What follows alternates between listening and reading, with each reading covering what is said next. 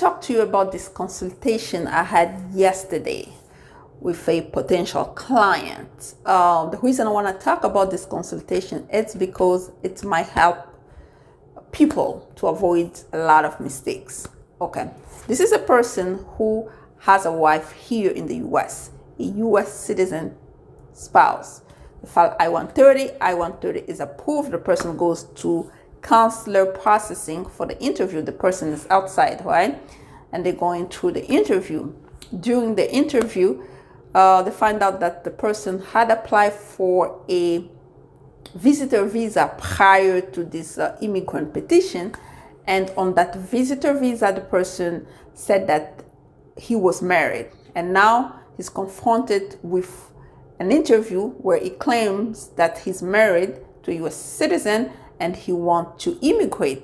So the question becomes, well, if you were married before on your 2018 or 17 interview for a visitor visa, where is the divorce decree? Because the name of the person you claim that you were married to is different from the name of the person you claim that you're married to now. Where's the divorce decree? At that point, the person said that, well, it was a mistake. I wasn't married. That's not even the name of the spouse. It's the name of a family member. Well, the consulate denied the visa and remanded the I-130 back to USCIS.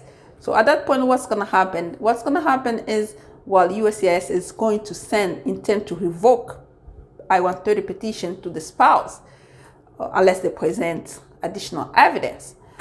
But they didn't end there. The person decided to, because they were fearing persecution, according to themselves, decided to come to the United States by the way of border.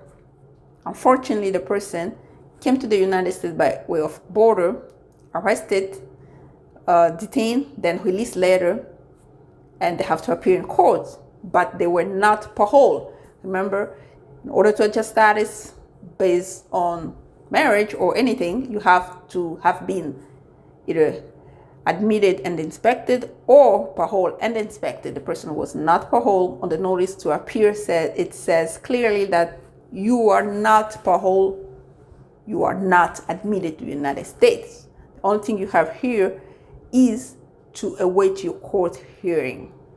So now the person is asking, well, can I adjust status?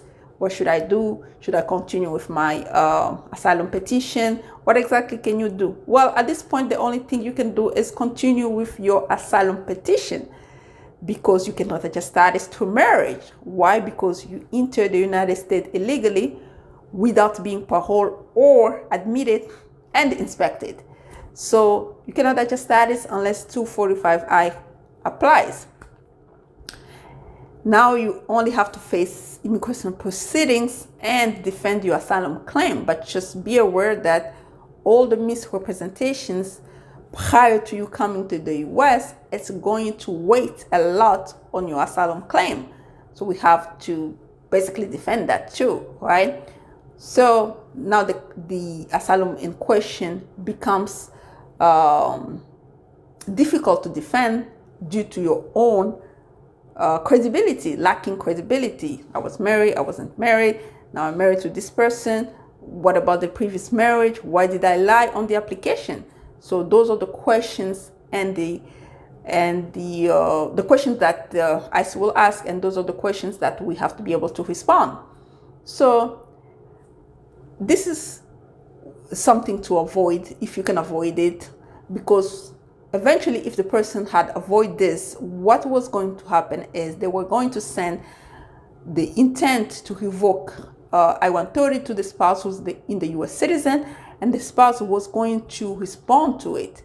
And at that point, with all the evidence, then they could have asked for that person to apply for a waiver due to misrepresentation if that person had stayed home and waited for the entire process. Well, the person claimed I couldn't stay because I had to flee. That's now for the court to decide whether your fear of persecution was warranted, because they will see, well, you have a US citizen spouse here, they deny your visa, now you enter illegally. So who should we believe? Those are the things that you have to ask yourself when you're trying to make a decision, because now it makes it harder for the judge to believe that you are credible. You have credibility. Remember, when you claim asylum, you might have real fear of persecution. You might demonstrate that fear of present, past, and future persecution. However, if negative factors outweigh positive factors, the judge has discretion to deny asylum. So the job here is to really, in the best light possible, defend this case. But just be aware that it is a difficult case.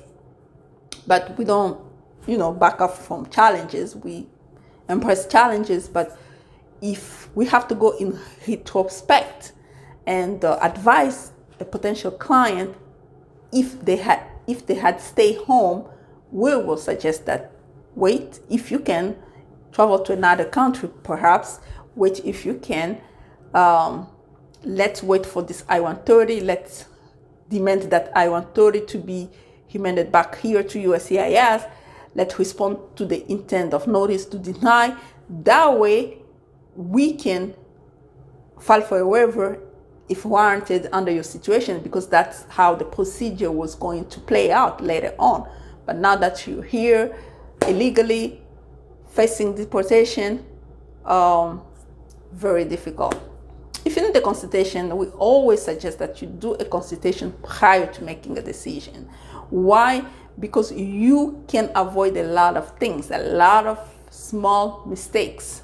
Consultation fees is $175. The link is in the description box. Consultation fees is paid so that we can assess your case and provide you with the best advice possible in that limited amount of time, 30 to 40 minutes. And if you have a decision letter you want me to read prior to the consultation, you have to send it in advance with your fees, so we can help you out. This is the job we do, and we do it to the best of our ability. We do not promise success, but we guarantee that we do work. We do work to the best of our ability to help you out. Okay. Until next time, please share, please like, please subscribe. Until next time, bye bye.